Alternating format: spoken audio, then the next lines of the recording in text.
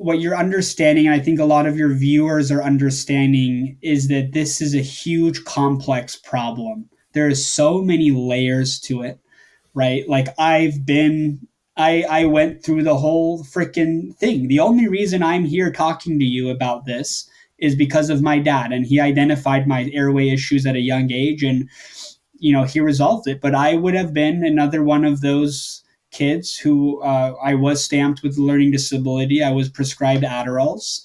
I was told college isn't an option. There's so many young men out there, man, that are put in this boat, and young women who they think they're stupid. They're told that they're not scoring good on exams. They're disruptive in class, right? How do you expect a young kid to pay attention in class when they're freaking gasping for air all night? It's just not going to happen. And in those years of development, right, under 16, 18 years old, the hormone production that's going on for cognitive development, physical development. And we know now that pediatric apnea is way more big of an issue than adult apnea. Oh my God. Dude, I mean, so it's frustrating because now we're just getting to adults. And then you've got pediatrics, which is the best time to address it because you don't even need to do, skeletal style for invasive stuff. Just put them in the right opportunity to develop their jaws and they'll be fine, right? At a young age. We have patients 3, 4 years old, 5 years old that we now see them in their teen years. Man, their jaws are beautiful. They don't need expansion. What do you basically do for them, like in a nutshell?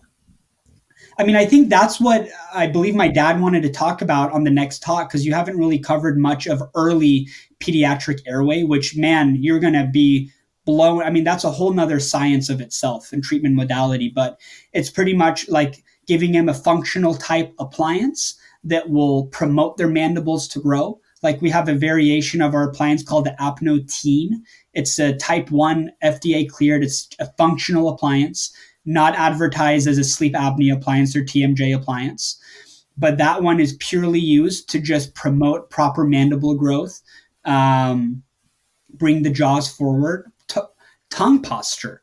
You've got these kids with scalloping tongues because their tongue has nowhere to go in their tiny arch, like my wife had, right? And they're going to need full-blown expansion or surgery when they grow up. But if you teach that kid proper myofunctional resting posture, right? Tongue ties, man. Myofunctional therapies are underrated as hell. Mm-hmm. Those should be the people who are you taking if your kid has a tongue tie, speech issues, take him to a myofunctional therapist. They will set you down the right path for your kid. Release tongues. If you've got a tied tongue, how the hell are they supposed to put it on their palate to support their broad arch? It's not going to happen. Does your dad do that?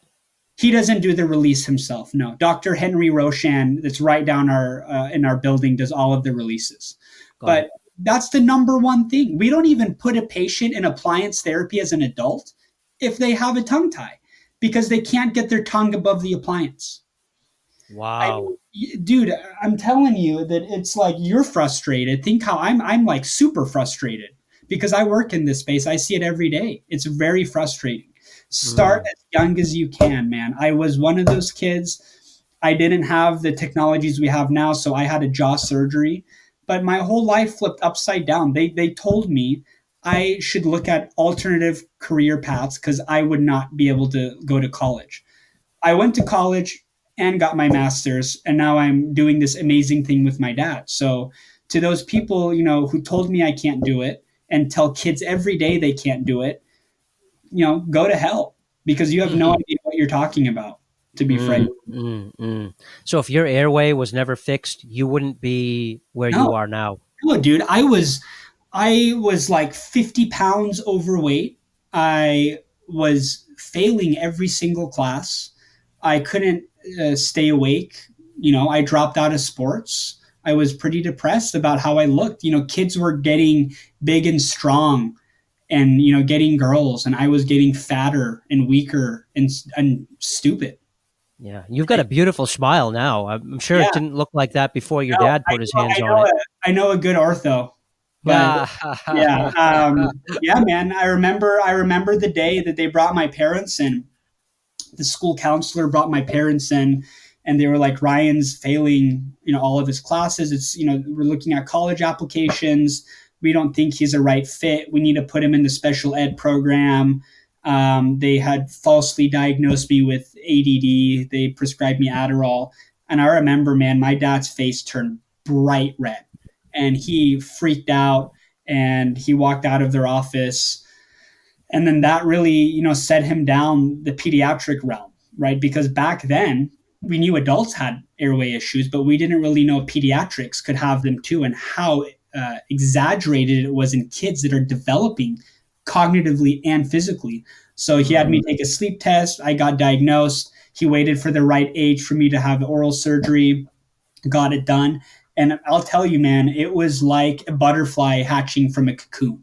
Like, everything. I immediately dropped over 40 pounds.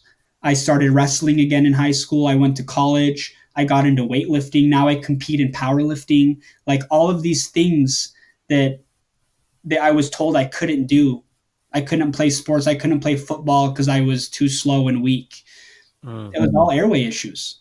mm. I couldn't breathe at night. How do you expect a kid to grow when they can't breathe? So Oh man, what a testimony! What a yeah, testimony! yeah, I mean, that's the only reason I'm really so passionate about this, is because my experience with it and how nasty it can be.